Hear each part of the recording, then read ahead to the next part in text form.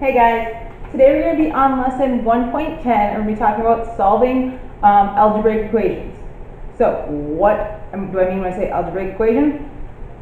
Either like one of these two, but they're going to be a little more complicated. But it's just an equation involving a variable. We're going to be solving for that variable.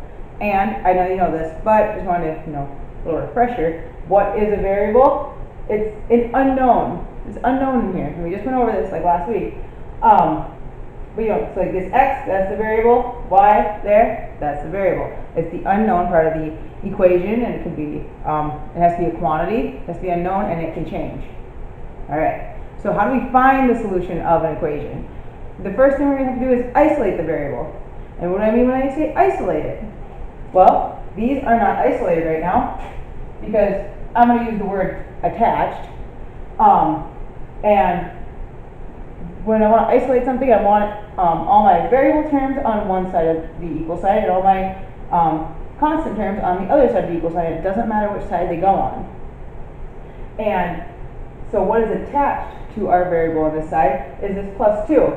And we isolate things by using inverse operations. So the 2 is being added. The inverse of addition is subtraction. So I'm going to subtract my 2 from both sides. I'm going to show that here. So then plus 2 minus 2, those cancel out. Bring my x down, and that's equal to 4. So our variable here is isolated because by itself on this side of the equal sign. And everything has an inverse. So this is 3 times y. The inverse of that is dividing. So I'm going to divide both sides by 3. And I have y is equal to 4. So then our y is isolated there.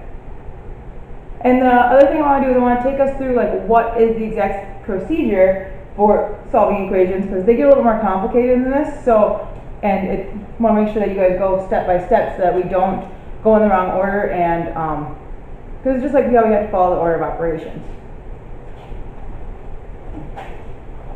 So if you guys want to record these in your notes, you should put that in your notes.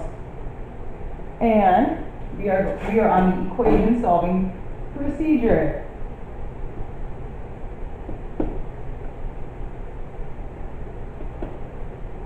Okay. So what is the goal of the equation solving procedure? Like, what are we working towards? We're working towards isolating the variable. So that's your goal. And what are the steps? The first one is going to be, obviously those are two very simple examples, so they're going to be a little bit more difficult. So our first step, if necessary, is going to be remove parentheses. The next thing is going to be combining like terms.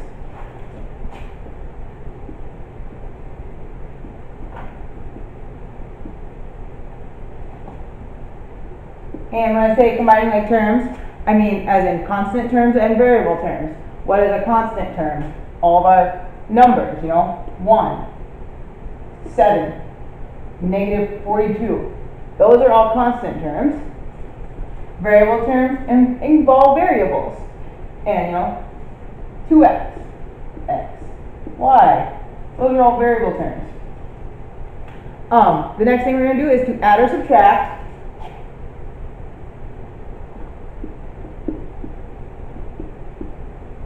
And we're going to add or subtract as needed, you might not have to get all our variable terms on one side and all of our constant terms on the other. So then now 4, we're gonna put combined like terms in there again, because you might not have to. And some of these steps you might be able to skip because it doesn't apply to that problem. But so the next one would be combine like terms.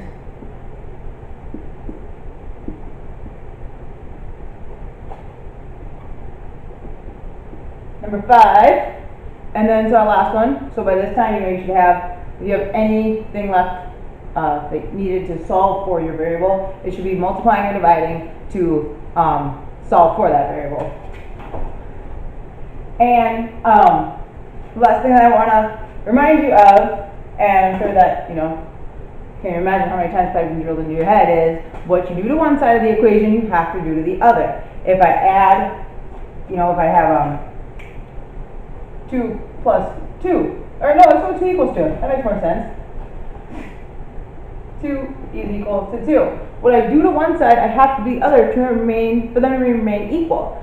And so I mean by that, like, if I am going to subtract 1 from the left-hand side, so I'd have, 2 minus 1, I have to subtract 2 from the right-hand side, because 2 minus 1 equals 2 is not equal, so I have to do that same thing to the other side.